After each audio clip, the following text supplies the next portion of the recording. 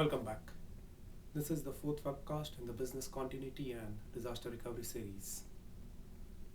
In this webcast, I will cover the three-letter acronyms, the RTO, the RPO, the WRT and the MTD.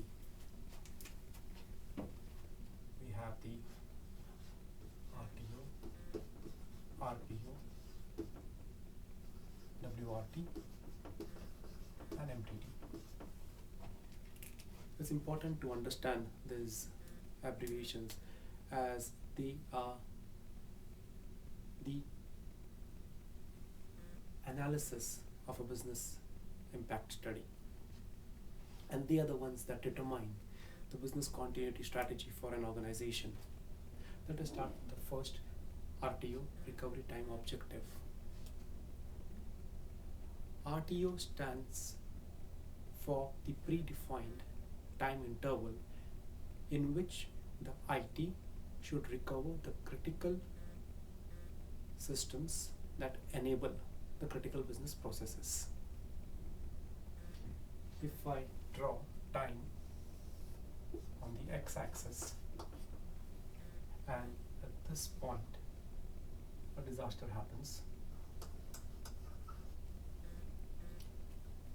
and the RTO is 72 hours.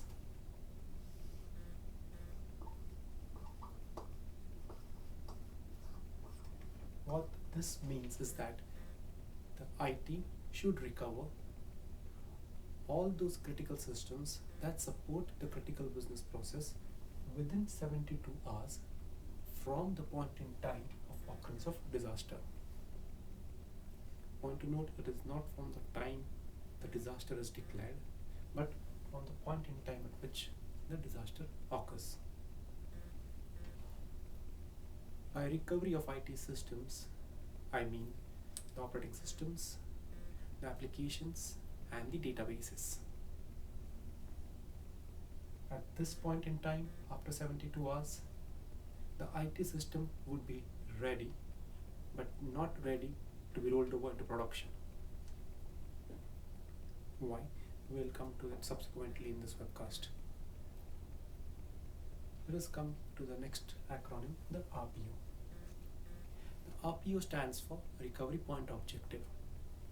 RPO, in other words, implies how much data is the organization willing to lose.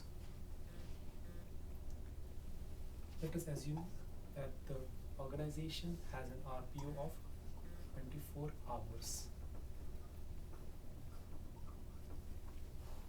The organization has decided that the backup will be taken every 24 hours and the tapes will be sent off-site every 24 hours. In case of disaster, the last known good backup would be the one which would be 24 hours old in the worst case. So in the worst case, if my backup commences at 6 p.m. every evening, and disaster happens at 5:59 p.m. the next day, all the data that was generated based on the transactions carried out in the past 23 hours 59 minutes would be lost, because I would be using the backup created at 6 p.m. the previous day. All this data has been lost. What factors determine the recovery point objective? First is, what would be the impact of losing the data? The next would be, what are the number of transactions that are carried out? And the third would be, what is the backlog in reprocessing these transactions? We have the RPO, we have the RTO. RTO is going forward in time. Within what time frame should my IT systems be up and running?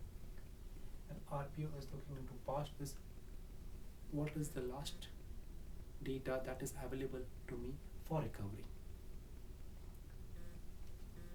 I mentioned earlier that once the IT systems are recovered, the IT is not ready to be rolled over into production.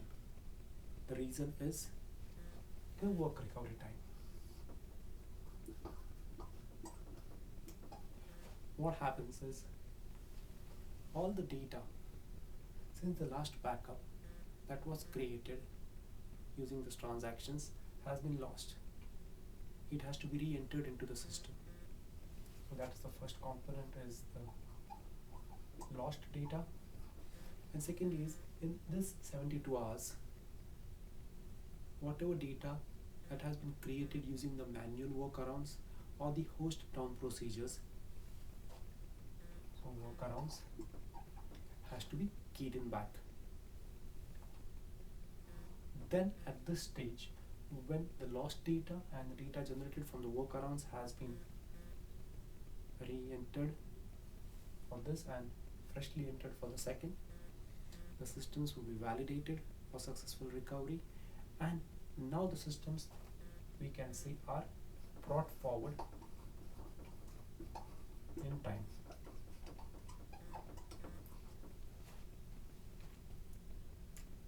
Work recovery time follows recovery time objective. The recovery time objective is for IT, and we can say that the work recovery time is for the business. At this point in time, when the systems are brought forward, they are ready to be rolled over into production, and we can say that the business processes can be resumed.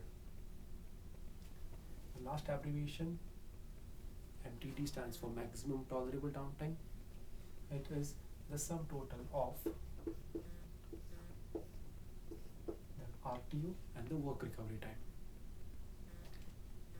A business impact analysis should identify the RPO, the RTO, the work recovery time, and hence the maximum tolerable downtime.